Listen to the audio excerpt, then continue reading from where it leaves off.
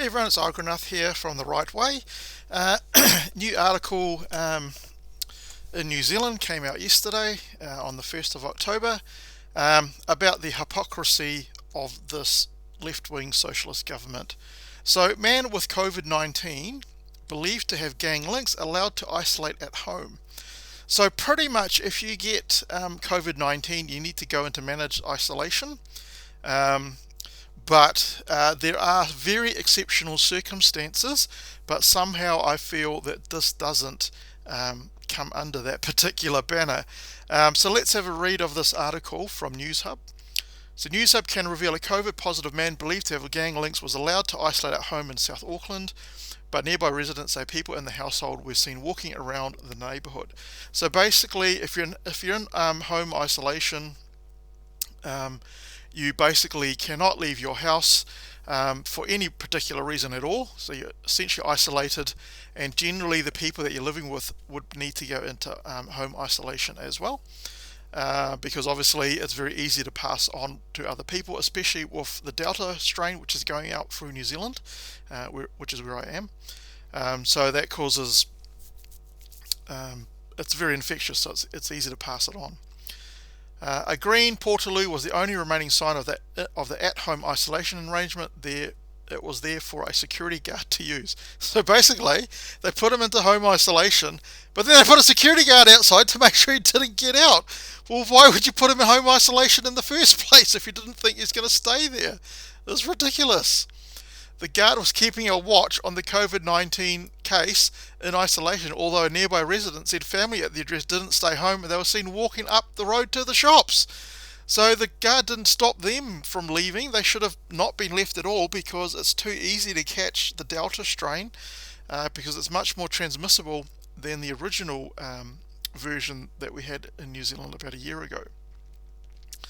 I've seen the girl who lives there walking down the road with a shopping bag and had bread, said a resident. Obviously they need to get food, but they could get someone to deliver it for them, or they could have just, asked the security guard nicely. I'm sure he would have gone down the road and got some food for them. The woman has lived there 76 years and is a few doors down from the family, which she said seemed like good people, but she did find the situation strange. I thought, well, surely they're meant to be in lockdown, but they weren't. They were just walking up the road. So obviously, if it was any other person, we wouldn't be allowed to do this, right? But because they have gang links, and our government is so soft, they're so scared of the gangs in New Zealand, they just let them get away with everything.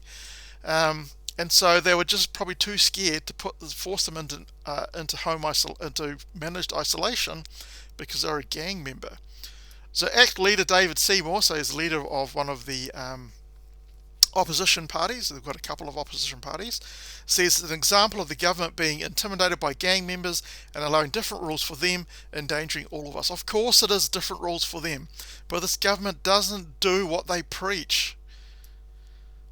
Deputy Prime Minister Grant Robertson wasn't aware of the situation, but it was clear home isolation COVID-19 cases and their families can't leave home. And their families, they're not allowed to leave the home.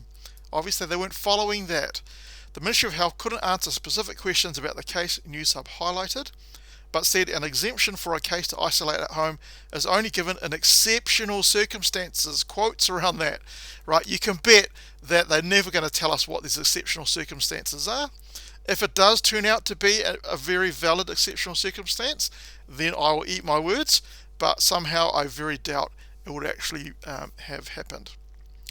The ministry says since the Delta outbreak began, 27 COVID positive cases have been given exemptions to home isolate, and currently just one case was in home isolation. So we've had almost 1,000 cases of Delta in New Zealand, so that's not very many that actually get to home isolate.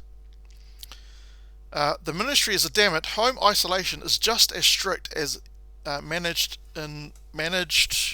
isolation and quarantine. That's what MIQ stands for. So managed isolation. So if it's just as strict, then why are we not allowing all the New Zealanders that are overseas to come back and home isolate? If it's just as strict as MIQ, why are we not allowing all the sports people outside of New Zealand needing to come back after doing whatever it is they do, because their sporting thing is their career, it's their job, right? Why can they not come back and home isolate if it's just as strict as MIQ? This government is just so much full of hypocrisy. I just cannot understand how people voted for this left-wing, hypocritic government.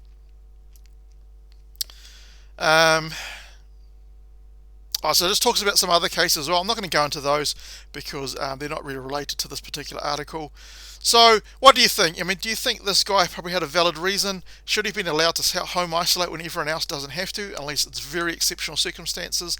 The government's never going to tell us what these are, because when they were voted in the very first time, their mantra was that this was going to be the most transparent government ever, and in fact they've turned out to be the very worst transparent government ever.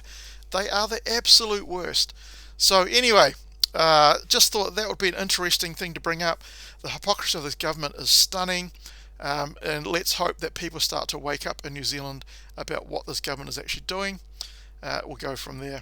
Anyway, if you like this video, give it a thumbs up. If you didn't like the video, feel free to give it a thumbs down. I don't mind. If you have any comments to make, that would be awesome. I would love to read those comments as well. And if you like my videos and my content, please give me a subscription. It also helps the video to get noticed by the YouTube algorithm as well.